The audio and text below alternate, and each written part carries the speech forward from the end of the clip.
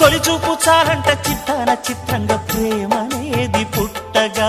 10 మంది అంటుంటే విన్నాను ఇన్నాళ్ళు నమ్మలేదు బొత్తిగా ఆ కళ్ళలో ఆ నవ్వులో